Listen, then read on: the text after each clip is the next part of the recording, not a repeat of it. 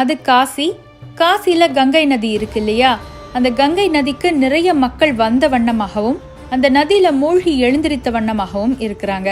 அந்த கங்கை நதியின் கரையில ஒரு சன்னியாசியும் உட்கார்ந்துட்டு இருக்கிறாரு. இந்த சன்னியாசி மாலை வேளைகள்ல அங்க வர்றவங்க எல்லாருக்குமே சொற்பொழிவாற்றுவாரு. அந்த மாதிரி சொற்பொழிவாற்றும் போது ஒரு நாள் சொல்றாரு, இது கங்கை நதி, புனிதமானது. இந்த நதியில மூழ்கி எழும்புனா நம்முடைய பாவங்கள் எல்லாம் போயிரும் அப்படிங்கிறதும், நம்ம இறந்த பின்னாடி சொர்க்கத்துக்கு போயிடலாம் அப்படிங்கிறதும் நம்பிக்கை. அதுக்காகத்தான் நீங்க எல்லாருமே இங்க வந்திருக்கிறீங்க.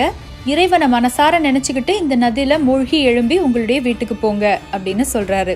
இப்போ இங்க நடக்கிற எல்லாத்தையும் கைலாயத்திலிருந்து பரமசிவனும் பார்வதியும் பார்த்துட்டு இருக்கிறாங்க. அப்ப பார்வதி பரமசிவன் கிட்ட கேக்குறாங்க, எனக்கு ஒரு சந்தேகம். தினம் தினம் லட்சக்கணக்கான பேர் இந்த கங்கை நதியில வந்து மூழ்கி எழும்புறாங்க. இந்த நதியில மூழ்கி எழும்புனா பாவமெல்லாம் போயிரும் அப்படின்னா இவங்க எல்லாரும் சொர்க்கலோகத்துக்கு வந்துருவாங்களே, அப்படி வந்தா சொர்க்கலோகத்துல இடம் பத்துமா என்ன அப்படின்னு கேக்குறாங்க. அதுக்கு பரமசிவன் சிரிச்சுக்கிட்டே, பார்வதி, தினம் தினம் லட்சக்கணக்கான மக்கள் இந்த கங்கை நதிக்கு வர்றாங்க. தன்னுடைய பாவம் போகணும் அப்படின்னு சொல்லி இந்த கங்கை நதியில மூழ்கவும் செய்யறாங்க. ஆனா மூழ்கிறவங்க அத்தனை பேரும் தன்னுடைய பாவம் போயிரும் அப்படின்னு நம்புறாங்களான்னா அது ஒரு பெரிய கேள்விக்குறிதான். இவ்வளோ ஏன், இவங்க எல்லாருக்கும் உட்கார்ந்து சொற்பொழிவாற்றினாரே ஒரு சன்னியாசி, அவரு கூட பாவம் போகணும்னு முழுசா நம்ப மாட்டாரு. நம்பிக்கை இல்லாத வரைக்கும் அவங்க ஒரு முறை அல்ல 10 முறை இந்த நதியில மூழ்கி எழும்பினாலும் அவங்க பாவம் போகாது. அதனால சொர்க்கலோகம் முழுசும் நிறைஞ்சிருமோன்னு நீ ஒன்னும் பயப்பட வேண்டாம் அப்படின்னு சொல்றாரு. பார்வதிக்கு சந்தேகம் தீரல. அது எப்படிங்க, தன்னுடைய பாவம் போகணுங்கிறதுக்காக எத்தனையோ தொலைவில் இருந்து கஷ்டப்பட்டு பிரயாணம் பண்ணி இந்த நதிக்கரைக்கு வர்றாங்க. வர்றவங்கள பாதி பேருக்கு கூடவா தன்னுடைய பாவம் போகும்னு நம்பிக்கை இருக்காது அப்படின்னு பரமசிவன் கிட்ட கேள்வி கேக்குறாங்க. உடனே பரமசிவன், இல்ல பார்வதி, உனக்கு நான் சொன்னாலாம் புரியாது. நீயும் நானும் இப்போ இந்த பூமிக்கு மாறுவேடம் போட்டு போவோம். இங்க வர்றவங்கள பெரும்பாலானோருக்கு தன்னுடைய பாவம் போகுங்கிற நம்பிக்கை பெருசா கிடையாதுங்கிறத நான் உனக்கு நிரூபிச்சு காட்டுறேன் அப்படின்னு சொல்றாரு. பார்வதியும் சரின்னு சொல்ல 2 பேரும் வயதான கிழவனும் கிழவியும் போல வேடம் எடுக்கிறாங்க. 2 பேரும் கங்கை நதிக்கரைக்கு வந்த உடனே வயதான கிழவர் உருவத்துல இருக்கிற சிவன் பார்வதியின் காதுல ஒரு ரகசியம் சொல்றாரு. சொல்லிட்டு அப்படியே அந்த தண்ணிக்குள்ள இறங்கி நடந்து போறாரு. கொஞ்ச தூரம் போன பிறகு பார்த்தா ஆளையே காணோம். இப்போ வயதான பாட்டியின் உருவத்துல இருக்கிற பார்வதி தேம்பி தேம்பி அழ ஆரம்பிக்கிறாங்க. ஐயோ, ஆத்துக்குள்ள இறங்குற என்னுடைய கணவரை தண்ணி அடிச்சுட்டு போதே, வயதான மனிதராச்சே, நீச்சல் கூட தெரியாதே, யாராவது காப்பாத்துங்களேன் அப்படின்னு கத்துறாங்க.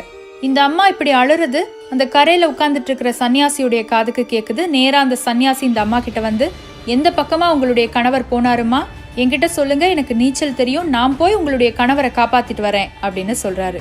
உடனே இந்த வயதான அம்மா சொல்றாங்க, நீங்க உதவி செய்யறேன்னு சொன்னதுக்கு ஒரு பெரிய நன்றி. ஆனா இதுல ஒரு சின்ன சிக்கல் இருக்கு. என்னுடைய கணவர் ஒரு பெரிய சிவபக்தர், தன்னுடைய வாழ்க்கை முழுவதும் ரொம்ப நியாயமா நடந்துகிட்டவரு.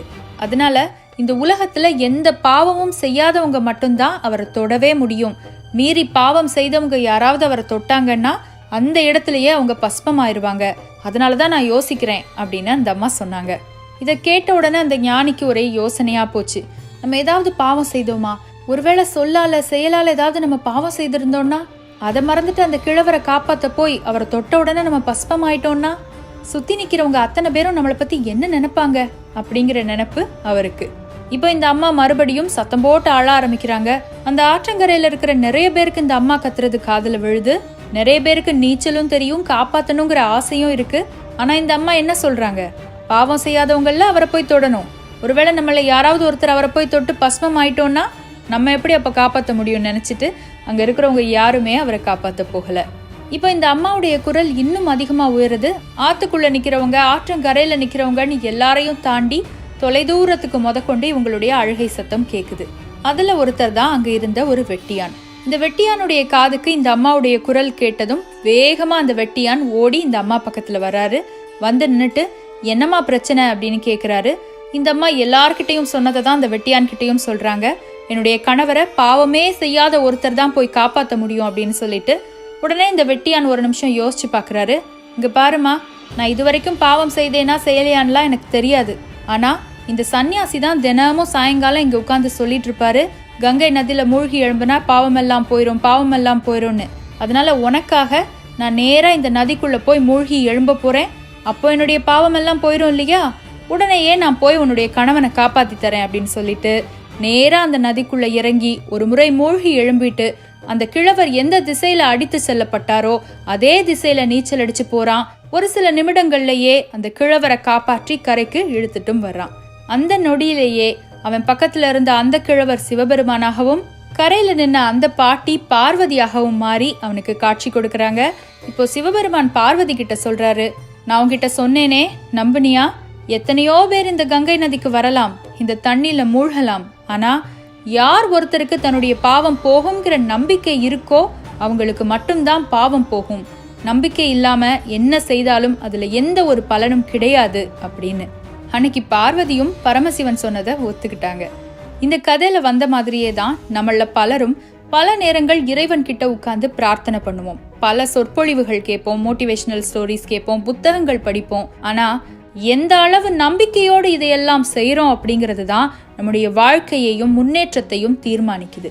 என்னுடைய வாழ்க்கை நல்லபடியாக அமையும், என்னுடைய தொழில் நல்லபடியாக அமையும், என்னுடைய வேலை நல்லபடியாக அமையும், என்னுடைய மொத்த முன்னேற்றமும் நல்ல வகையில் இருக்கும் என்ற நம்பிக்கை நிச்சயமாக நமக்கு இருக்க வேண்டும். சரி, நம்பிக்கை வச்சுட்டா பிரச்சனையே வராதா? பிரச்சனைகள் அப்பப்போ வந்துகிட்டே தான் இருக்கும். ஆனா உங்களுக்கு நீங்க முன்னேறிடுவீங்கிற நம்பிக்கை இருந்ததுன்னா வருகின்ற ஒவ்வொரு பிரச்சனையும் உங்களுக்கு படிக்கல்லாகத்தான் தெரியும். அந்த படியின் மீது ஏறி ஏறி மிகப்பெரிய உயரத்தை நீங்கள் அடைந்து விடுவீர்கள். மறுபடி ஒருமுறை உங்களுடைய நம்பிக்கையை பற்றி யோசித்து பாருங்கள். போதுமான நம்பிக்கை உங்ககிட்ட இருக்கா? நீங்க எதை செய்தாலும் நம்பிக்கையோட தான் செய்றீங்களா? பிரச்சனைகள் வரும்பொழுது அந்த நம்பிக்கையை உங்க கையில தாங்கி பிடிச்சிட்டு இருக்கிறீங்களா அப்படின்னு யோசிச்சு பாருங்க. நிச்சயமாக உங்களுடைய